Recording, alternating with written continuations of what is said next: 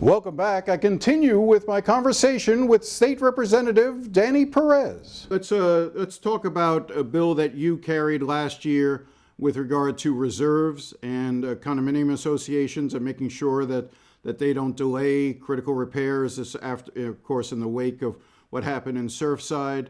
You know, with a little bit of time and distance, I'm wondering if some aspects of that bill are going to be revisited, because I know that a lot has been sort of called attention to, with some condo owners now facing huge, bills to bring up their reserves to be able to make the repairs, and prompting some to be able to say, I can't afford $30,000, $40,000, $50,000, $60,000 assessments suddenly on my property. Do you see anything being changed with regard to that bill, maybe to lengthen the glide path, in other words, for people to come into compliance, or is the bill it and you're not ready to move off it at all? So I'm going to answer that in a couple different ways, Jim. But to be as forthright as possible, yes, we are looking at changes to the bill that was passed during special session. The follow-up that I know you're going to ask me, because you're one of the best in the business, is, well, what are the changes?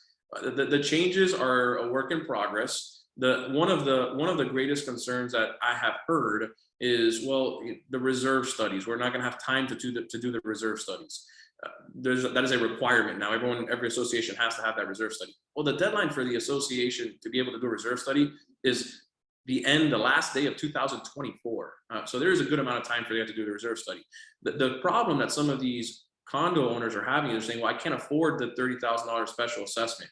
There's two things that I want to say to that. One, any increase to the association fee on behalf of the condo owner is because it is going to improve a structural integrity component. And so I ask you to talk to your associations. If you're listening to this program right now and you're watching us, talk to your association and make sure that increase in the association fee, that increase in the special assessment, that it's actually for structural integrity components. I've had some constituents call, and I'm looking at the bill, or the invoice, for lack of a better term, and I'm watching, resurfacing the pool or different parts going in there that might not be within the bill that we passed last year. So make sure that it is for structural integrity components. On the other front, we did the milestone inspection through phases, and we did a 25, 30-year breakdown depending on if you were within 3 miles or not of the coastline. We're looking at that right now. That is one of the discussions that we're having into the bill. The bill has not been filed yet in the House. We're working very closely with the Senate, not just President Pasadomo, but Senator Bradley as well. She's a dear friend of mine, and we're working together on this issue. As far as who's going to sponsor in the House, we're still working through that, but the House is very unified on this front. And the most important part of all of it, Jim, the only priority, the only thing that we are thinking about as we're going through this process is how can we make these buildings that are 3 stories or more as safe as possible, so that what happened at Surfside never happens again. This is not a special interest move. This is not about anything outside of, is this going to make buildings safer so that we never have to get that phone call at 3 o'clock in the morning again.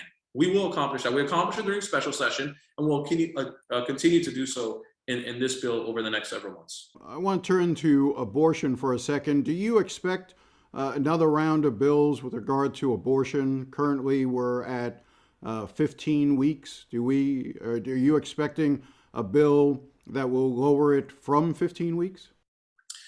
This will be my 5th year in the legislature, Jim. I've been blessed that my constituents back at home have allowed me to come here and serve for 5 straight years. For 5 straight years, I've seen an abortion bill. So if I was a betting man, I'd say yes, just based on the odds that so far it's 5 for 5. As far as the details of what the expectations are for a bill like that, that has not come by my radar, to be very honest. I haven't seen that. I don't know if there's something in drafting, because we don't see the bills while they're drafting. Well, tell me where your line is. Well, if obviously you're someone in leadership, you would have some influence. If a bill came along, what would you want to see in it? I'm assuming you want the number of weeks to come down from 15, not to go back up to where we were before to 22. So how low would you want to go? You are correct in stating that I don't want to see the weeks increase from 15 to 22 or 24 or anything higher. I do not want to see that. I am pro-life. I don't think it's a secret. I've been pretty vocal about it. You have to remember, I do believe that that life does begin at the moment of conception, and that's a belief that I have. That's what my faith believes. And so, I have never wavered from that. I will never waver from that, to be very honest. I think to talk about, what I would or wouldn't be in favor of, it's premature because I haven't seen what's in front of me. To answer your question, Jim, and I'll answer it, is, would I be in favor of the 15 weeks moving up to 6 weeks? Yes, I would be in favor of that. But would you be in favor of a complete ban of abortion? For anything with 6 weeks, I would be in favor of a 6-week ban. But the real question, or less ban, 6 weeks or less. The real question, Jim, is this is such a touchy subject, and you and I have had this debate many times, and I'm sure we will many times over the years to come. I hope even when I'm out of office, you still call me to interview me so that we can still hang out and chat about current events. But it's so premature right now, Jim. It really is, because we don't know what that looks like. We don't know what the bill looks like. Would I expect one? Yes. Am I pro-life? Absolutely. Am I in favor of moving it 15 to 6 weeks? Yes, I am. But the details are what truly matter. And look, it is our job as elected officials that serve our base of constituents to hear our constituents. This is not just about what I believe is in the best interest of the state of Florida. I have to hear my constituents. And when we're getting into the issue that is, pro-life versus pro-choice, you have to say that a 6-week ban, if I had to guess, would probably be in the minority of opinions if you were to ask every single Floridian. But that doesn't mean that we shouldn't move to 6 weeks.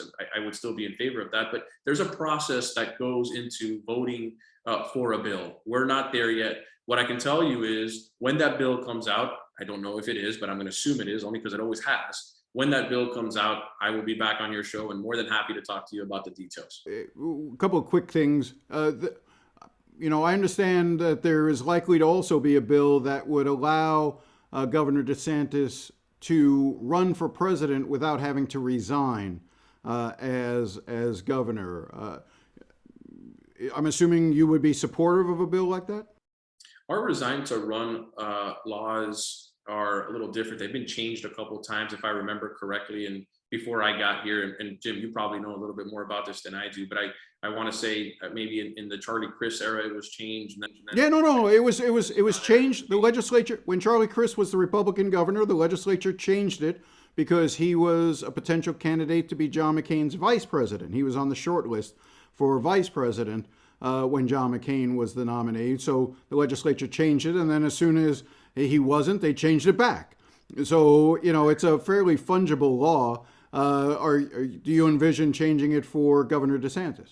I have no idea. I wish I had a better answer for you. This is this one hasn't even come on my radar. There hasn't been anything that has been brought to my attention on this specific issue. I don't believe there's actually, I'm almost certain there's been nothing filed on this issue. If those do you have any, I'm just curious. Speaker and Senate President, maybe they have. Jim, I have not had those conversations, so it's hard for me to opine on. Do you believe Governor DeSantis is running for president in 24? I don't know. That's the topic. That's the topic of the day, every day. I get that question pretty often. Obviously, Governor Ron DeSantis has done a phenomenal job as governor of the state of Florida. What his future plans are, they're for him to answer. He obviously has a very bright future ahead of him. I travel quite a bit for work, and one of the most common comments that I receive when I travel the country and I tell people I'm from Florida, they're always like, man, we love your governor. We think your governor is doing a great job. It's been a pretty common theme. So he obviously has the national attention. As far as what he decides to do, that's for him and our First Lady, Casey DeSantis, to decide alongside their children and their family. It's a very private decision for them to make. And I guess we'll just wait and see. Up next, it's race day in Daytona, but we already know who the big winner is thanks to a new Florida tax break for NASCAR. That story is coming up.